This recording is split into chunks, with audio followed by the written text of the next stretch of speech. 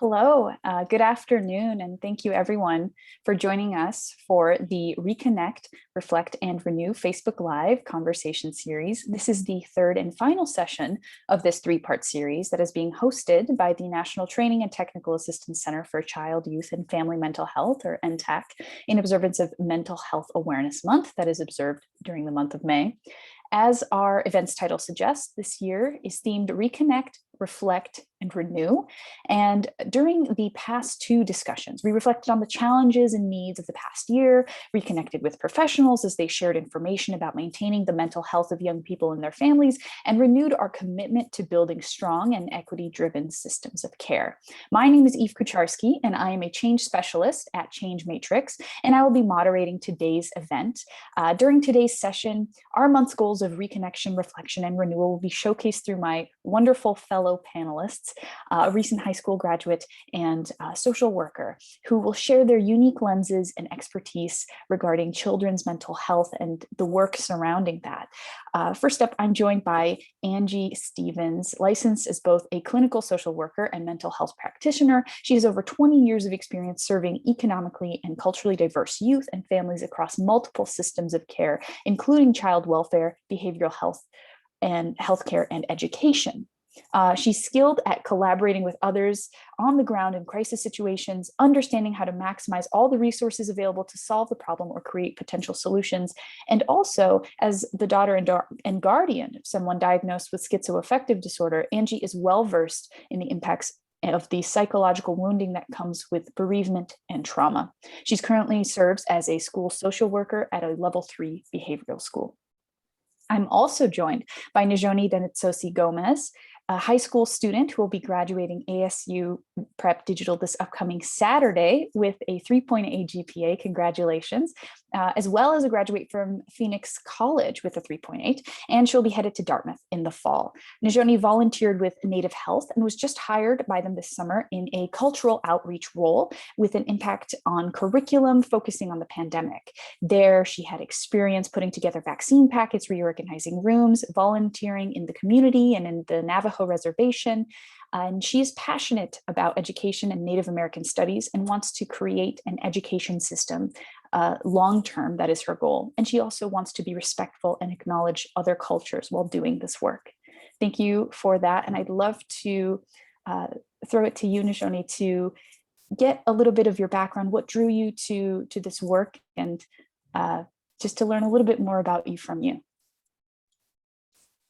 Thank you, Eve, for that introduction. Yat e Njoni Dali Denetsosi Gomez Yinishe, Tzedishki Nimshle, Makedene, Ebashichin, Kiani Edeshiche, Nakai Edeshanale, Kota, Estanshle. And so what I just did was introduce myself in my traditional language. I am Diné and Hispanic, and I currently live in Phoenix, Arizona, but I come from the Navajo Nation in Tuba City. And I think what drew me most to activism started from a young age. Activism in mental health started from a young age when, just through the genetic teachings that my parents taught me of, taking care of myself and walking a Hajong path, which means to walk a path of beauty, harmony, and balance. And in order to do that, you need to take care of 4 major pillars that are within yourself of, your mental health, your physical health, your spiritual and emotional health. And that all ties into who you are and how to walk a balanced and, beautiful life. And, activism starts really with yourself and role modeling that for others. And, from there, it, goes to the people around you. And from there, it just spreads out into the community. And so I think that's where activism really starts. So that was very well put. Angie, I'd love to throw it to you with the same question. Well, obviously, having grown up with my mother who's diagnosed with schizoaffective disorder, I very early on learned the psychological impacts of mental health, both for her and for me. I was kind of a naughty teen. And after graduation, not knowing what to do, went to Romania and worked with street children and discovered my passion was the mental health of other people and helping people become their best selves. And so that's really what drew me to the field.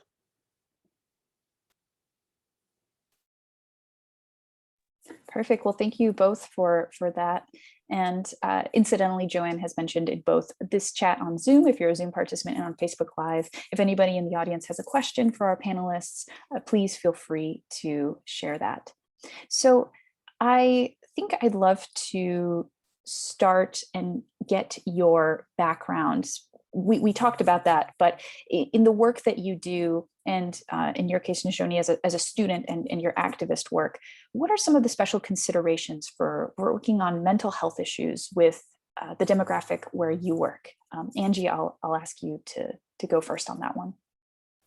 So working at a level 3 behavioral school with, we are kindergarten through 12th grade, and the primary population that we serve are kids that have been removed from their primary schools due to aggressive behaviors. And roughly 95 to 100% of our students have a history of trauma. Many of them are state involved. Many have inconsistent caregivers, are persons of color experiencing poverty. And so, mental health has so many layers within that, because you have not only the families that don't see value in seeking out treatment, but then you also have youth that are being bounced around from home to home to home and are, not getting consistent treatment. You have state workers that have changed over and over and over, which can cause, inconsistencies with mental health. And so it's really seeing the full picture and seeing, each individual story is unique, and you have to consider all of that to address any kind of mental health moving forward. Najoni, I'll invite you to add to that. For me, I am a high school senior, but I also have two younger brothers, one in 6th grade. And, I have friends who are online and in person, and relatives out on the, Navajo Nation who are, probably also being, hit the hardest by COVID right now. And when it comes to mental health with students, I know that there's a lot of miscommunication when it comes to those certain topics, because it's not really talked about. And especially with there's a whole stigma with children who think, it's not really dealt with within students, and it's kind of like laughed about or it's taken lightly. And even with, sometimes it feels like with adults, it may seem like, oh, you're kids, you're in your youth, you don't have to worry about anything but school and friends, and you don't have, where does this stress come from? You have it easy. It gets harder when you're an adult, so just work through it. And it's just kind of kids' emotions and mental health is just pushed to the side, because it's like, oh, just wait until you're adult, it gets harder, and there's no really actual help to get past it. And so, and then just as what Angie was saying of, a lot of trauma with a lot of the different demographics that students come from and the different cultures that students come from, a lot of them have historical trauma, and that they don't know how to work through, and they don't know how to communicate either to teachers or adults on, hey, I have historical trauma when it comes to these certain things, or this is what triggers me. And I mean, they're still working out on why certain things get them so upset, and they're still trying to figure out their own emotions.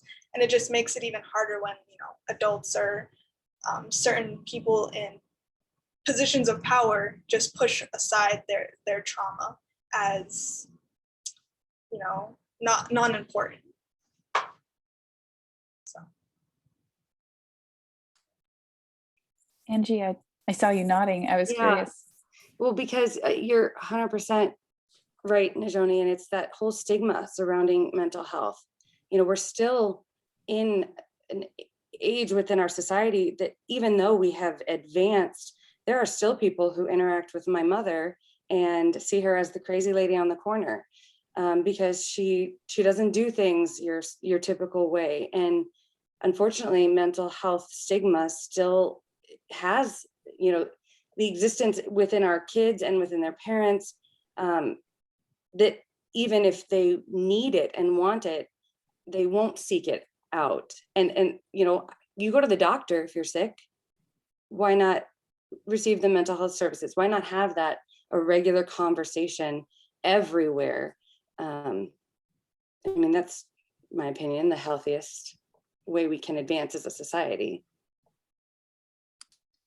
I wonder too, this is something I've asked of all of the panel discussions, because I think it's so interesting to see different perspectives based on people's line of work and experience. But would you say that, especially during this time of COVID-19, that an awareness of mental health has kind of arisen, and the necessity to take care of that, as you might physical wellness, as you mentioned, Angie? Would you, I guess what I'm asking is, have you observed that at all amongst your peers or coworkers, or is there something that needs to be done more? I think as a nation, even, internationally, I think we have lifted the rug, per se, to the family secret of the mentally ill in our family, to where everybody's realizing there is a normative to it. It's a spectrum. Mental illness, mental health, mental well-being, it's all a spectrum, and some people want to focus more on the yoga, meditation, which is great, but they don't see that that's on the same plane as schizophrenia and schizoaffective. It's just a spectrum.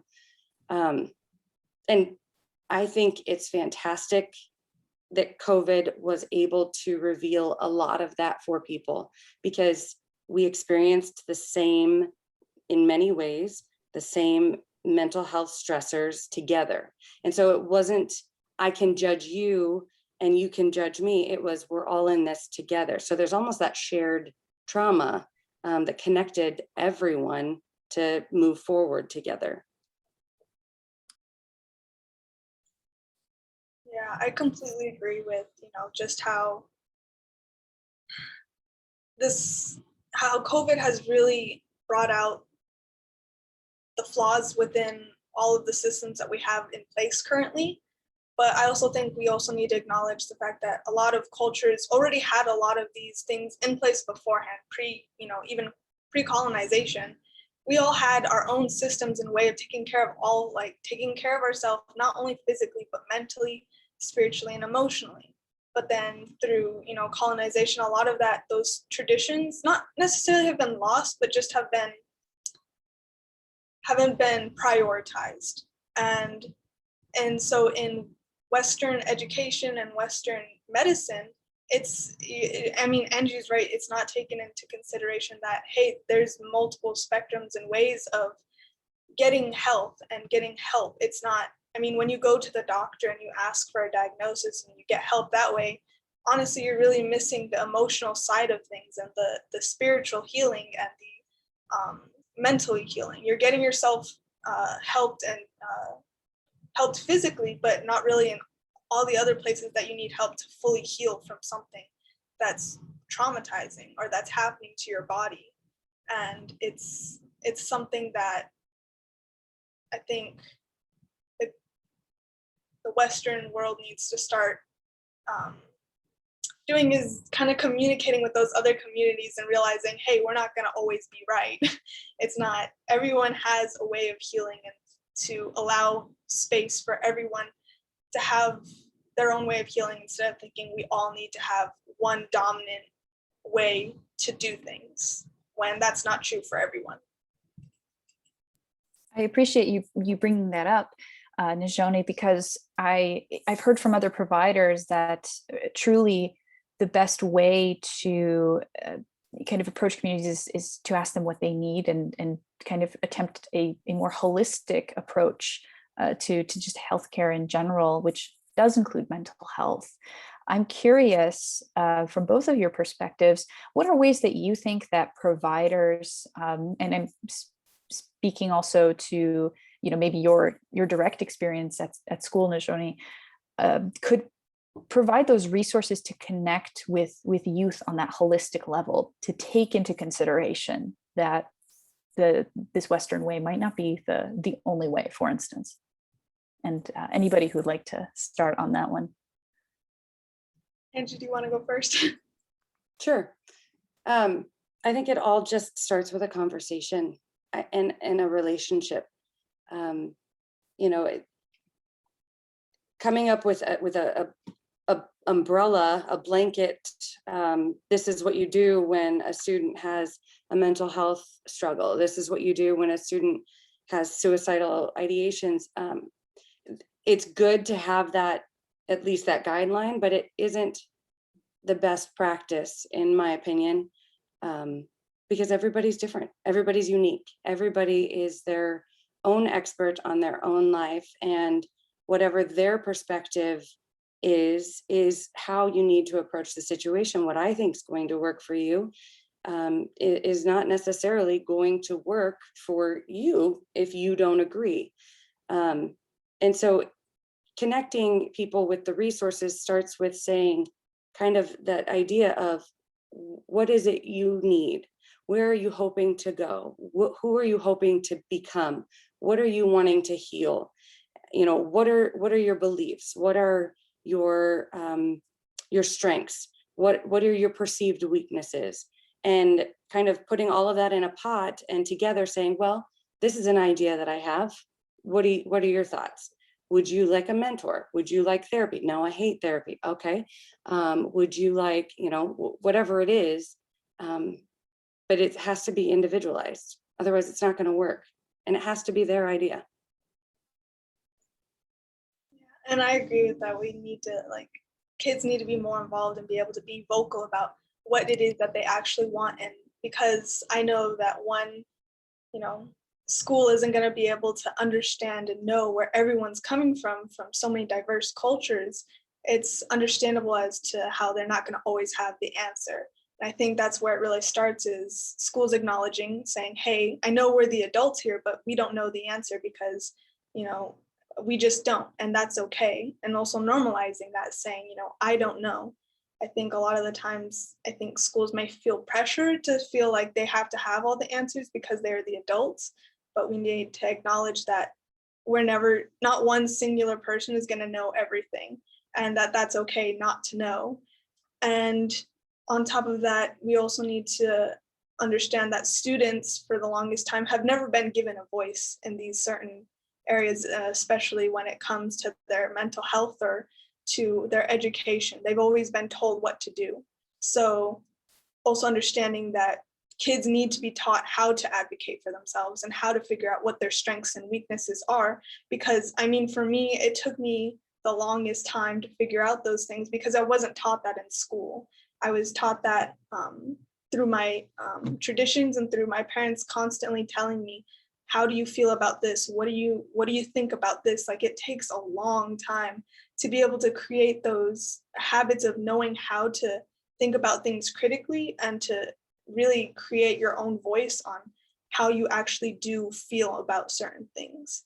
And if kids haven't been given those types of platforms to be able to talk, I guarantee you 9 times out of 10, they're just gonna be there like, no, this is fine, or it's okay, we can do this, I guess. And they won't feel really comfortable with expressing themselves to adults, especially adults in positions of power.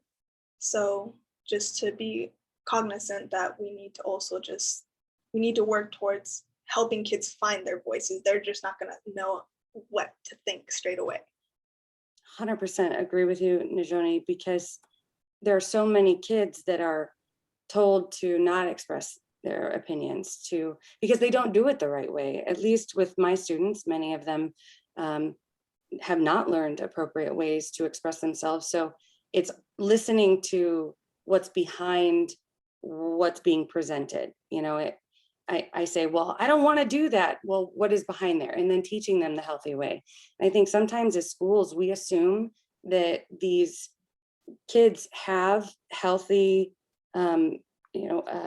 healthy parents, healthy caregivers, healthy adults in their life to guide them through this. And often, that isn't the case, which is why it is so important that as adults, we realize that not everyone needs to know everything.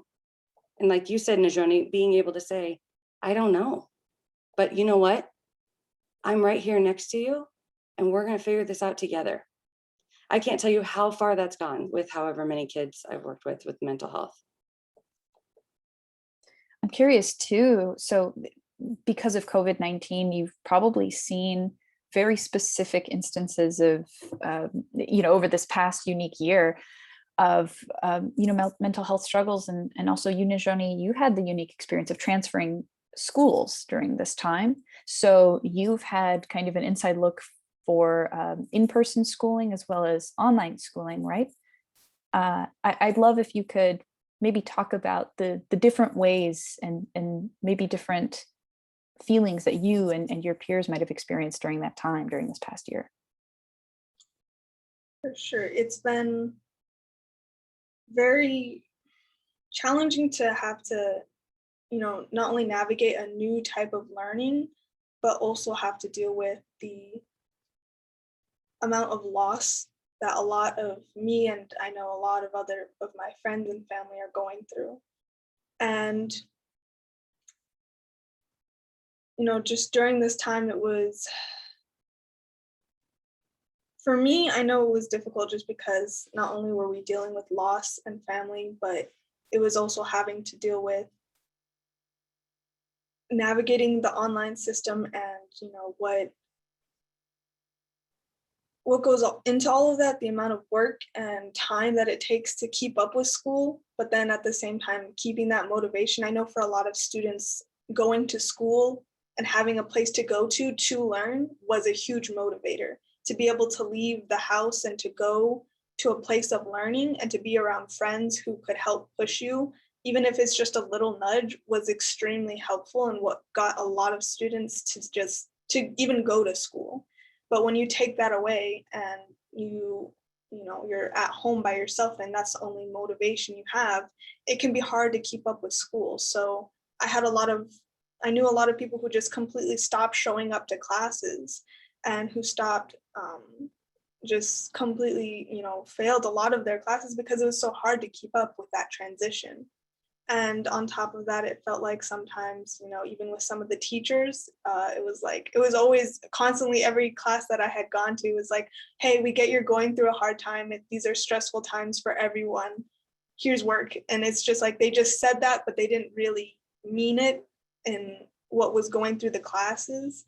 And I know in my tradition, and I'm sure in a lot of other traditions, there's a time period of grief in order to fully come back from losing someone that you love.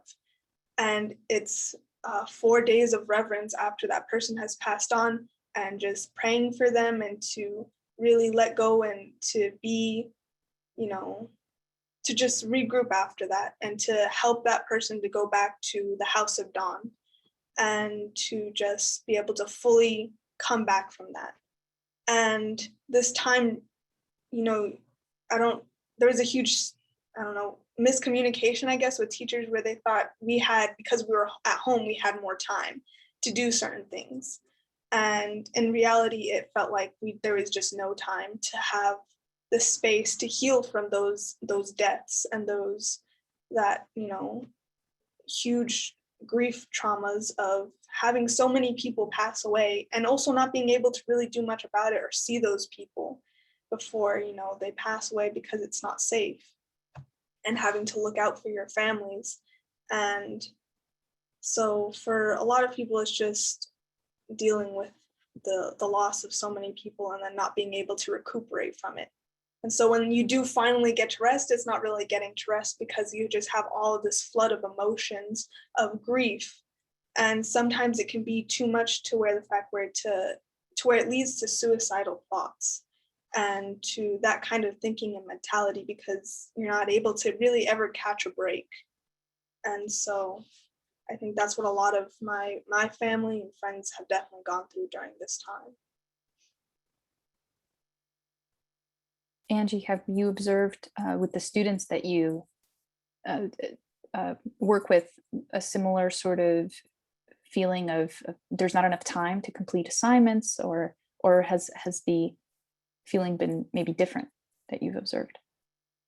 The students that are at our school are all special education, and many of them, because of significant behaviors in school, have fallen behind educationally.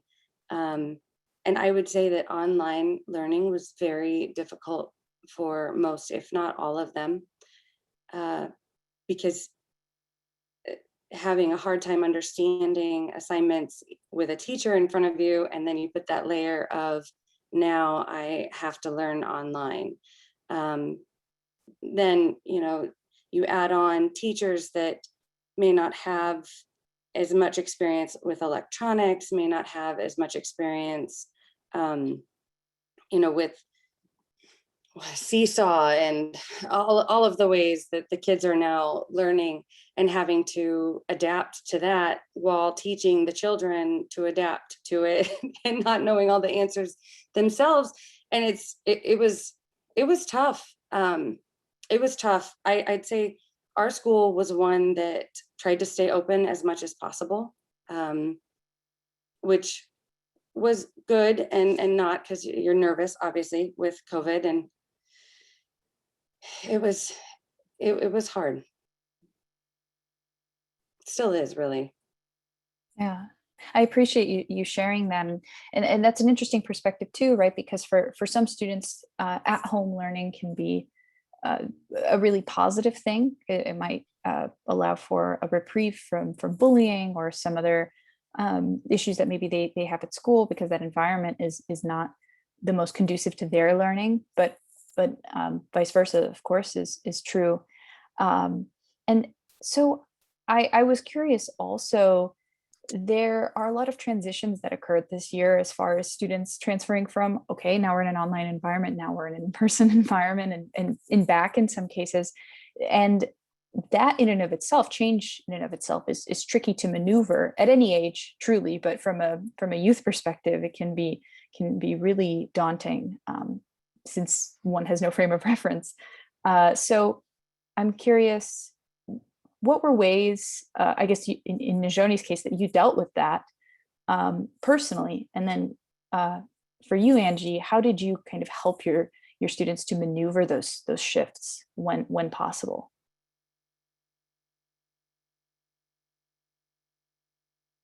And Angie, you can start with that. Okay.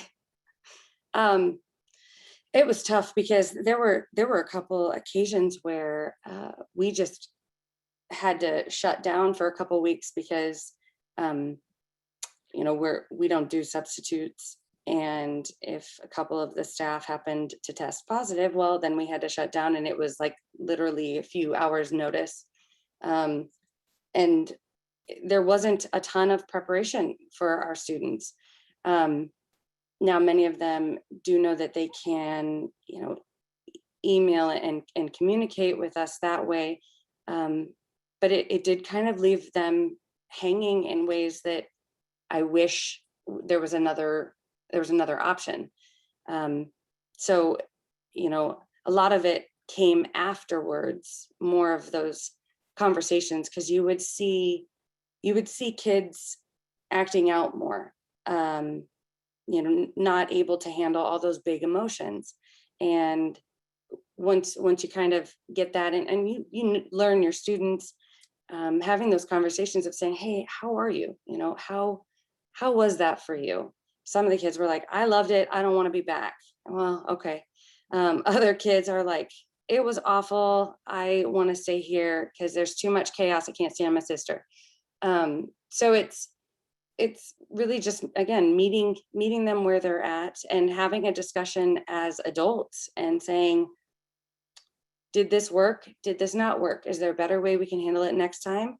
Did we do the best we could given all the circumstances? And constantly looking at the holistic approach that we are taking, within the education system.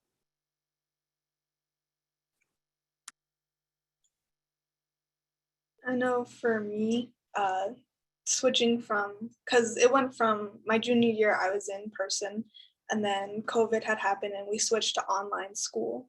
And my school didn't do the best. They tried their best, but it wasn't really helpful because they treated it just like regular school, but at home.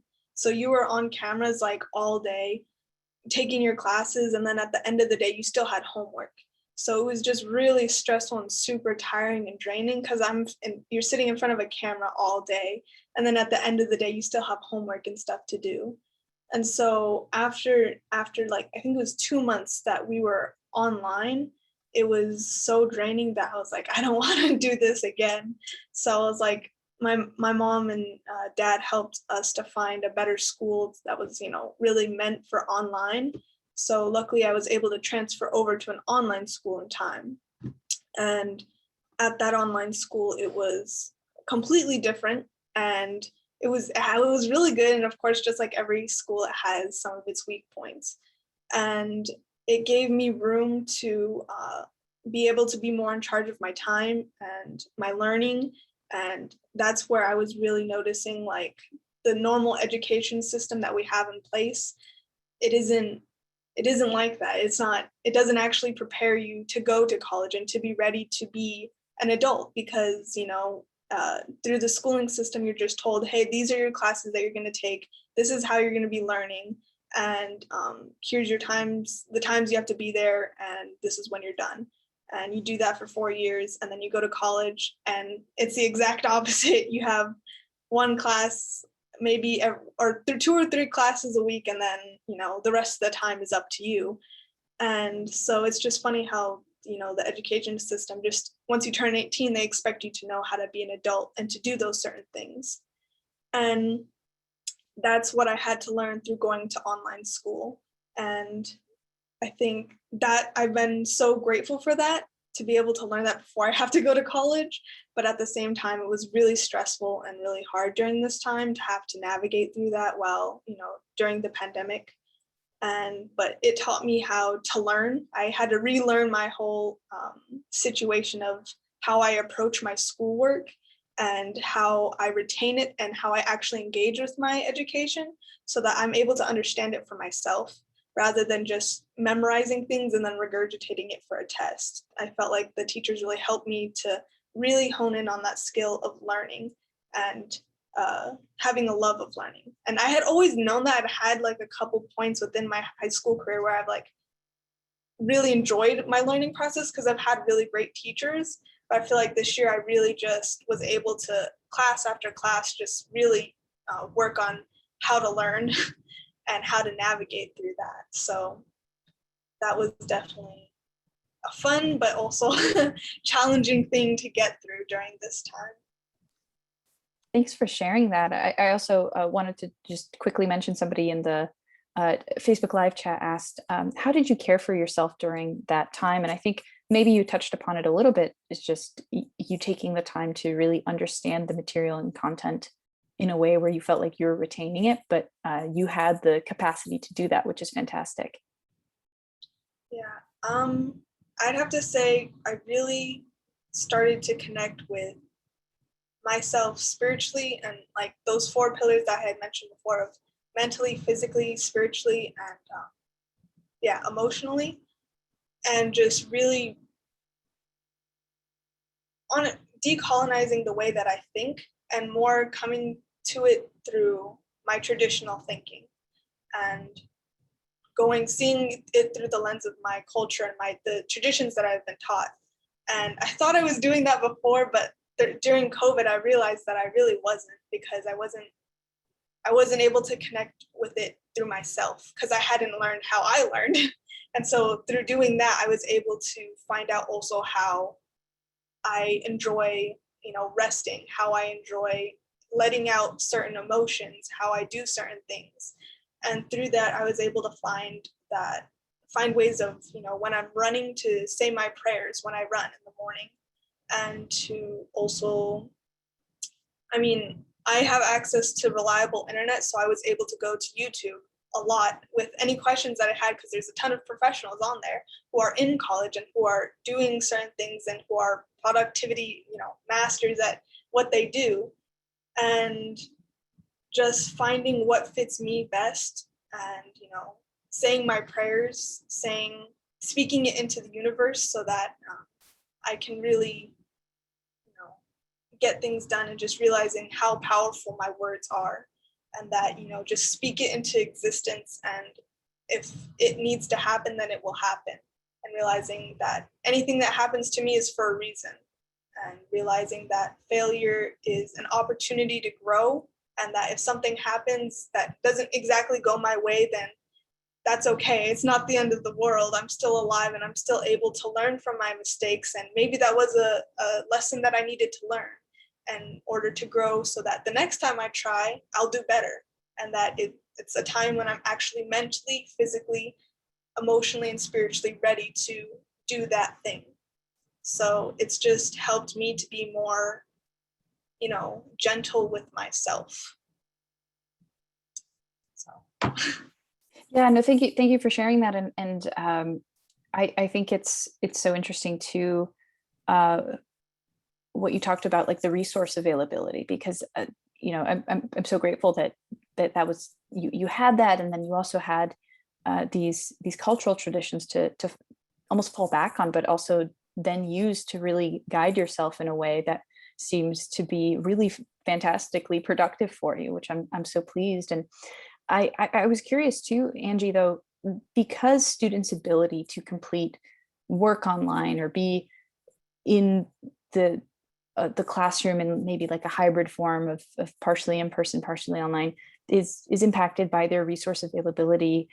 I wonder, could you talk to ways that you could see us moving forward and doing it better a second time around? You touched upon it a little bit, but I'd love for you to expand upon that. Maybe in your observations, what do you think could have been done more efficiently? With regards to online versus. Yeah, and the changes, the transitions between those two modes of education. Right. Well, my hope is we don't have to completely shut down in an instant again. But my grandma always said, you hope for the best, you plan for the worst. And I think we have now seen in many cases, the worst. But many schools and even businesses did not have a plan. And so it was just kind of fly by the seat of your pants and learn as you go, which works. But now I think we've learned enough to have more of a plan. But I think as far as speaking specifically with my student population and my school, that plan has to include, the court system. It has to include the state's, the state system. It has to include, child welfare. It has to include all of that, because, we've run into that unique issue where I already had many of my kids that would be truant, and then their parents would make excuses for them and seemed fine with it. Well, then those kids chose to go remote and they haven't done any other work. And so then there isn't a system really, at least in Nebraska, put in place to address that truancy, to address, the failed assignments, the lack of logging on. So it's kind of been a wash of a year. So my hope moving forward is that we don't have that, or that if certain families want to go remote, there may or may not be certain criteria that need to be taken into consideration, that it has to be individualized. Once you don't log in so many times, whatever it is, I don't know exactly what that would look like. But it's also online learning is also the perfect breeding ground for, unsafe situations for many kids. Once most of the schools moved into in-person learning, you saw a huge spike in CPS reports, because many times the most trusted adult outside of the family is teachers or the school social worker or the school counselor. So I think it's not even just as much a question of what is the best way to learn, but there's just so many layers of even ongoing safety for kids. Najoni had a fantastic support system, which really, and wonderful traditions that you could pull from. And And my hope is that everybody could have that. Unfortunately, they don't. So then what do we do? How do we supplement that as a school? I didn't really answer as far as this brilliant plan, but I think every great plan starts with a bunch of questions, because someone probably has an answer to the question, I'm sure. No, I mean, I think that's great insight into, we have to reassess what we're doing. And I think you made definitely great points all around. I wonder, Najoni, did you have anything maybe to add to that, to expand?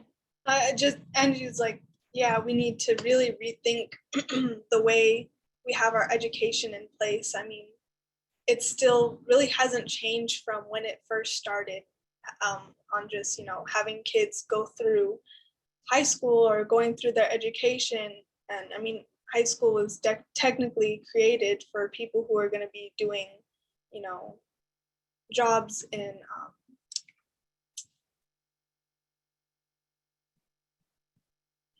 factories and stuff like that in the old days. And since then, those high school or educational setups really haven't changed. There's been a few schools that have definitely made a change and difference in education, but I feel like it's still the norm to have this Western type of approach to education of one size fits all, when in reality, that's not the case.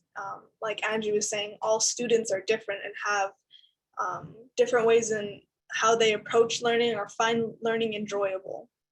And it's not expected for the people, in the positions of power to have all the answers at all. It's expected though for them to reach out and to start, kind of breaking down these barriers of, having different people in positions of power being at top and then not caring about the students.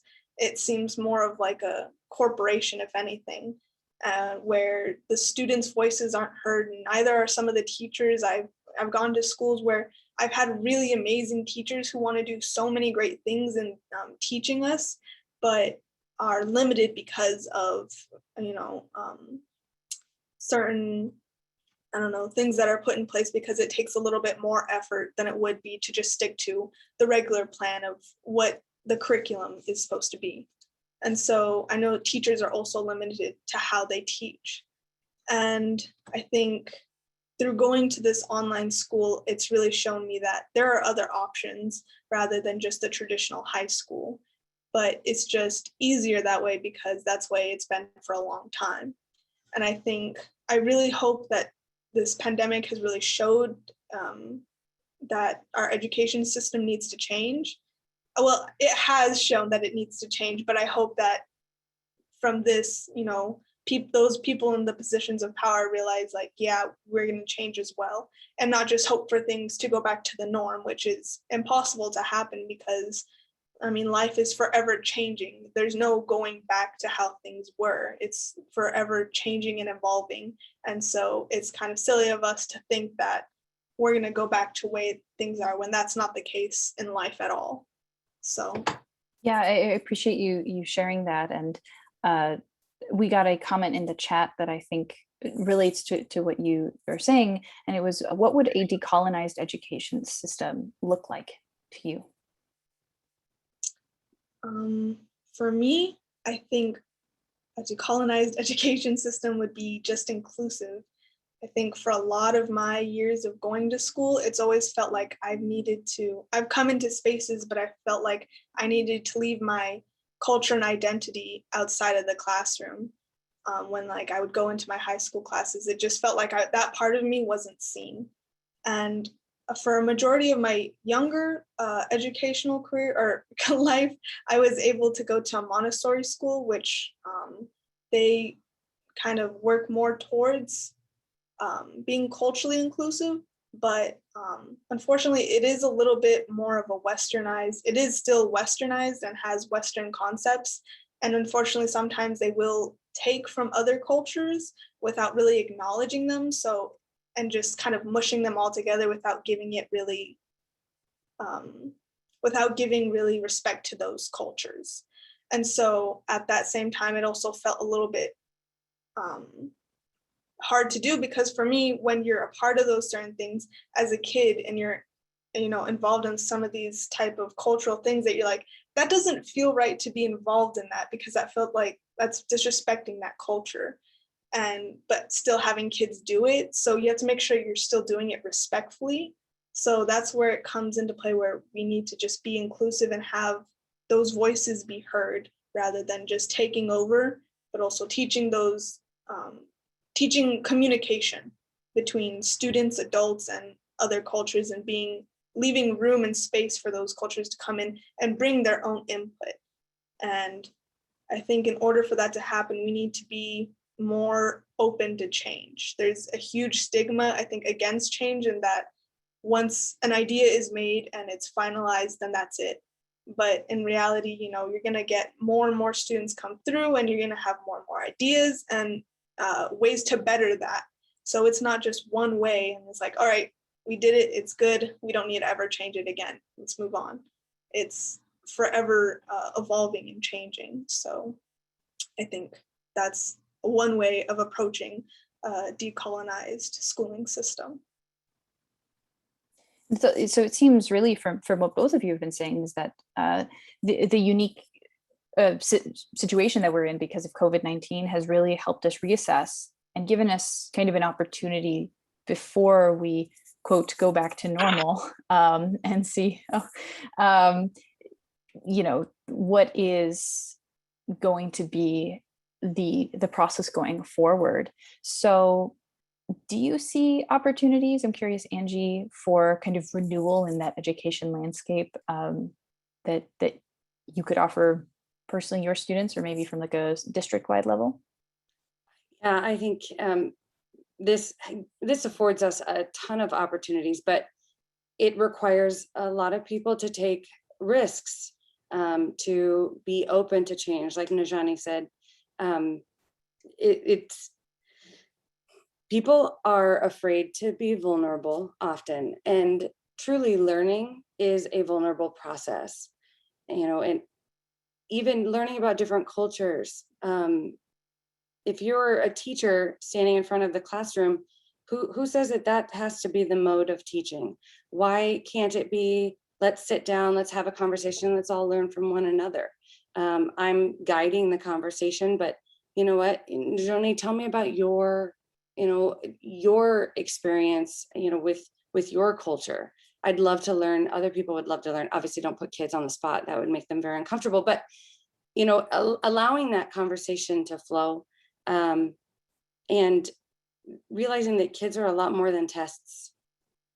Learning is a lot more than tests. I think a lot of the reason why we don't include as much social, emotional, and mental health teaching in schools is because what's the test for that? How can I test that you truly know how to handle your anger? It's not always well, okay, I do deep breathing. Well, is that actually a true test? But if you think about what we really want kids to learn moving forward, what makes a healthy adult? It's someone who is okay with being vulnerable. It's somebody who's okay with making mistakes. It's somebody who is okay with, the uncomfortable process of,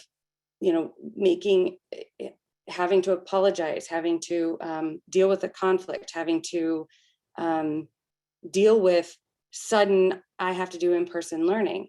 And I think what COVID has shown us is that we were not prepared for that because we haven't really been teaching that. And I'm not saying all of that falls on the schools, but I do think a large part of that does. And so having the conversation all together, students, teachers, government, everyone coming together and saying, what are we really wanting to teach? Almost throwing everything, this 150-year-old teaching method, whatever it, because you're right, Najoni, it looks the exact same that it did in 1950. And so throwing it all into a bag, mixing it all up and saying, what do we really need and what don't we need?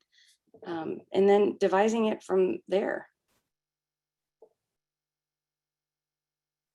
There's a contribution to the chat that I'll read aloud. from Lindsay saying the Western construct of healthcare has come to mean disease management. It would be great if the disease model was not the dominant model and wellness and prevention was better associated with health, particularly mental health. Culture support and knowledge and skill sharing is critical, and we need to prioritize the wellness of the learners and the educators. And that seems to be something communities have not invested in.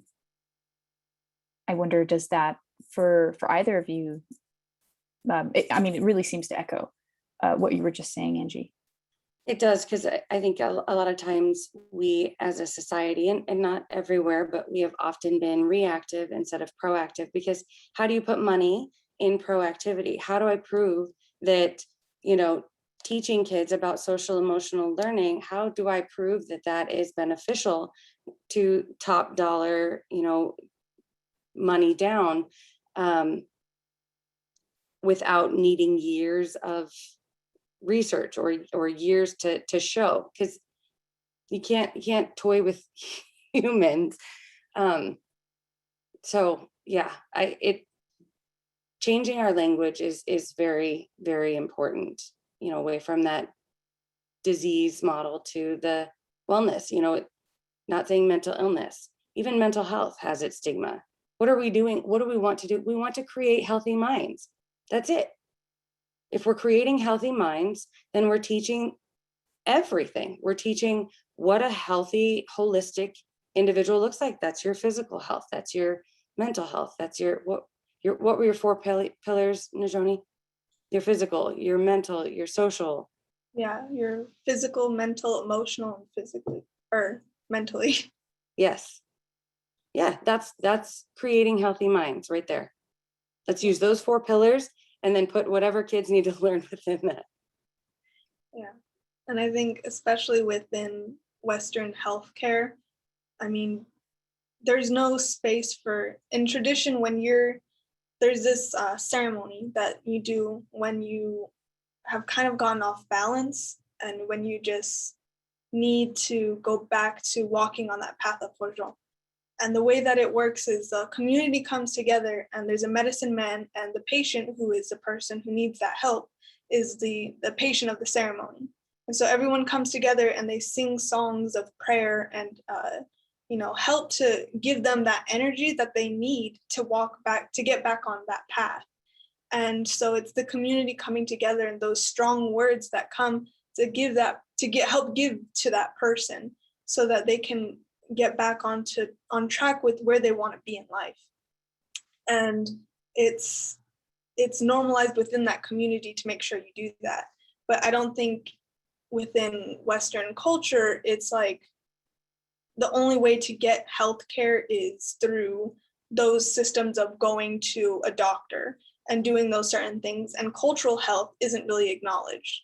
And so it's not, it's like 2 separate things. It's not acknowledged by the government and saying this is a form of healthcare. This is a form of where you can go to get help.